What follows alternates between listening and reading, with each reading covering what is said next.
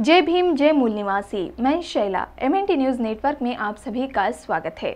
आइए देखते हैं MNT न्यूज़ बुलेटिन में कुछ विशेष खबरें।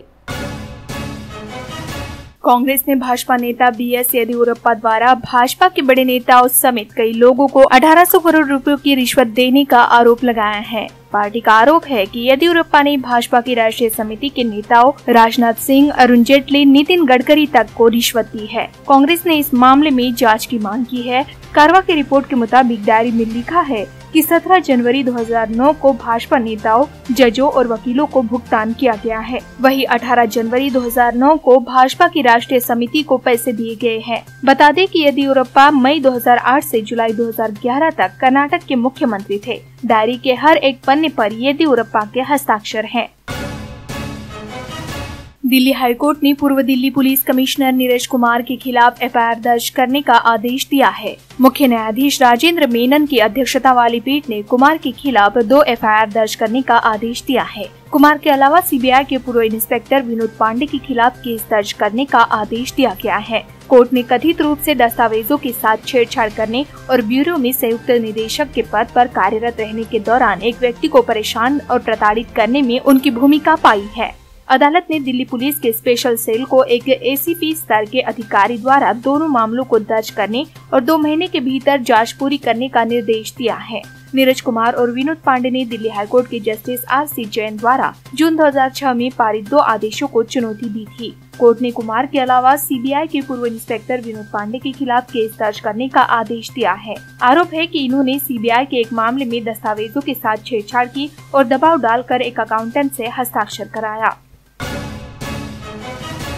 नोटबंदी से पहले की तुलना में 15 मार्च 2019 तक प्रचलन में मुद्रा यानी कि नगद राशि 19.44% की बढ़ोतरी के साथ 21.41 लाख करोड़ रुपए के रिकॉर्ड स्तर तक पहुंच गई है। इंडियन एक्सप्रेस की रिपोर्ट के मुताबिक नोटबंदी से पहले 4 नवंबर 2016 तक 17.97 लाख करोड़ रुपए की मुद्रा प्रचलन में थी, लेकिन अब 19.44% की बढ़ोतरी के साथ ये राशि बढ़कर 21.41 लाख करोड़ रुपए तक पहुंच गई है। यह आंकड़े दर्शाते हैं कि वित्तीय प्रणाली में नकदी वापस आ गई है। भारतीय रिजर्व बैंक के नवीनतम आंकड़ों के अनुसार डिजिटल लेन देन में वृद्धि के बावजूद पिछले 1 वर्ष में प्रचलन में मुद्रा की 3 लाख करोड़ रुपए से अधिक की वृद्धि हुई है। बीते मार्च 2018 में ये राशि 18.29 लाख करोड़ रुपए थी।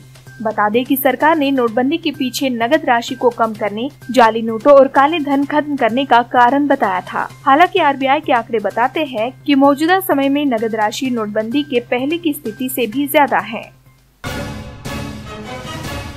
उत्तराखंड उच्च न्यायालय ने राज्य में वन्य जीवों की सुरक्षा के लिए कड़ा रुख अपनाया है और राज्य सरकार से पूछा है कि वन्य जीवों के अपराध पर नियंत्रण के लिए क्या कदम उठाए गए हैं। अदालत ने वन्य जीव अपराध नियंत्रण ब्यूरो यानी wild life crime control bureau के गठन के संबंध में उठाए गए कदमों के बारे में सरकार से 10 दिनों के अंदर रिपोर्ट पेश करने को कहा है। अधिवक्ता आदित्य सिंह ने बताया कि केंद्र सरकार ने 2014 में सिफारिश की थी कि राज्य में वन्य जीवों से संबंधित अपराधों पर प्रभावी नियंत्रण एवं जांच के लिए सभी राज्यों में वन्य जीव अपराध नियंत्रण ब्यूरो की इकाइयों का गठन किया जाना चाहिए। मामले को operation I of the tiger नामक और गैर सरकारी संस्था की ओर से 2017 में चुनौती दी गई थी।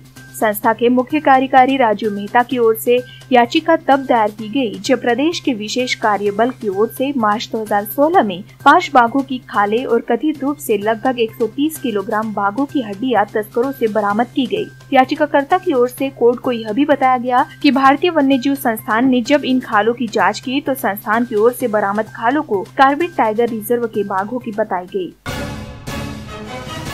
महाराष्ट्र में विदर्भ के वर्धा, यवतमाल, भंडारा, गोंदिया जिले में बुधवार की शाम अचानक थोड़ी देर के लिए हुई बारिश से जनजीवन व्यस्त हो गया। इस बारिश के साथ ओलावृष्टि होने के कारण किसानों के खेत में खड़ी फसल गेहूं, चना, ज्वारी और कड़वे का नुकसान होने की आशंका है। यवतमाल जिले के मोरेगांव वनी में बेर के आकार के ओले पड़े। दूसरी ओर वड़की के रालीगांव पॉइंट पर हुई तूफानी वर्षा से सड़क तालाब में तब्दील हो जाने से वाहन चालकों को खासी दिक्कतों का सामना करना पड़ा। भंडारा और गोंदिया जिले में भी बुधवार शाम 5 बजे के दरमियान तूफानी बारिश हुई। वर्धा जिले के सेलू तहसील के धपकी गांव परिसर में बुधवार की शाम 5 बजे के दौरान गाज गिरने से 2 लोगों की मौत हो गई।